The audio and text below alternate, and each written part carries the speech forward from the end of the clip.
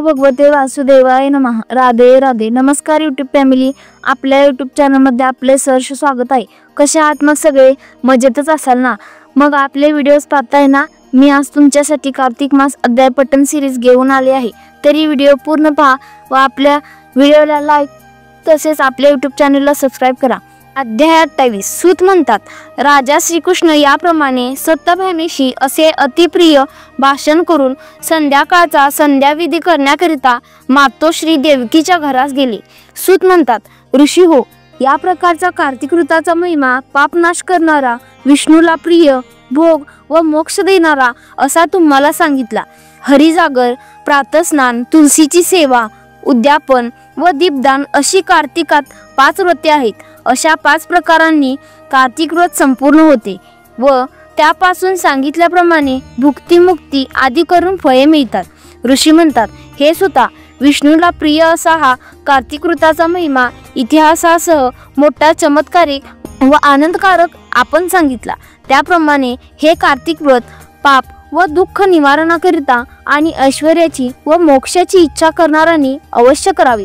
त्यामुळे कार्तिक व्रत करणारा व कदाचित संकटात असला व घोर अरण्यात पडला किंवा व्याधींनी पिडला तर त्याने हे शुभ कार्तिक व्रत कसे करावे? कारण मनुष्यांनी हे अत्यंत फल देणारे कार्तिक व्रत अत्याज्य आहे. सूत म्हणाले, नेहमी नेमाने व्रत करणारा याप्रमाणे संकटात पडला असता त्याने कार्तिक व्रत कसे केले असता पूर्ण होईल ते तुम्हाला सांगतो. हे ऋषी हो, एका कार्तिक व्रत करणाऱ्याने विष्णूच्या किंवा शिवाच्या देवालयात हरिजागर करावा. शिव विष्णूंची देवळे नसतील तर कोणत्याही देवालयात करावा.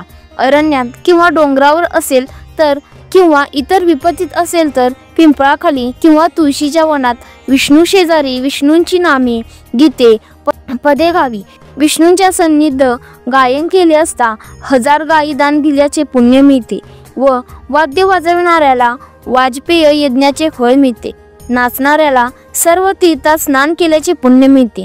या सर्वांना द्रव्य देणाऱ्याला हे सर्व पुण्य मिळते. नृत्य गीत पाहिल्याने व ऐकल्याने पुण्याचा 6वा भाग मिळतो. संकटात असता जर कोठे स्नानाकरिता पाणी न मिळेल तर अथवा आजारी असून स्नानाला अशक्त असेल तर विष्णूंच्या नामांनी मार्जन करावे. कोणास सांग उद्यापन करण्यास सामर्थ्य नसेल तर व्रत संपूर्ण होण्याकरिता शेवटी ब्राह्मण भोजन घालावे. ब्राह्मण हे पृथ्वीवर विष्णूंची अव्यक्त स्वरूपे आहेत.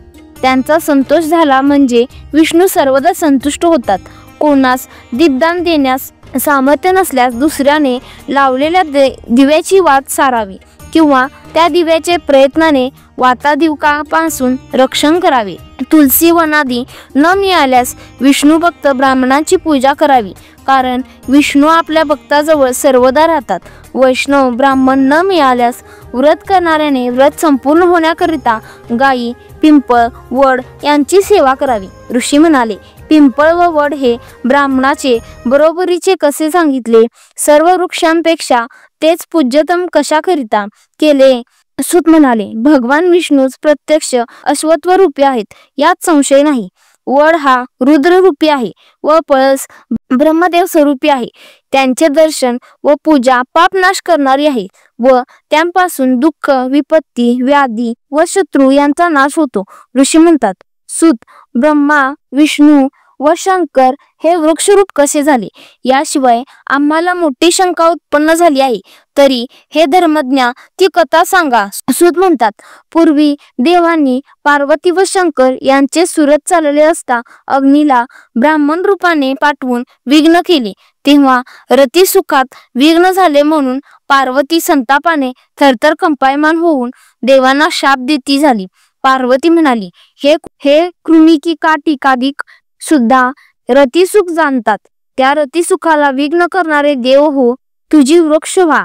सूत म्हणाले, याप्रमाणे पार्वतीने संतापून देवांना शाप दिला. त्यामुळे सर्व देव समुदाय वृक्ष झाले. हे ऋषी हो, तेव्हापासून विष्णू अश्वत्थ पिंपळ व शंकर वड झाले. पिंपळाला शनिवारी स्पर्श करावा, इतर वारी त्याला स्पर्श करू नये.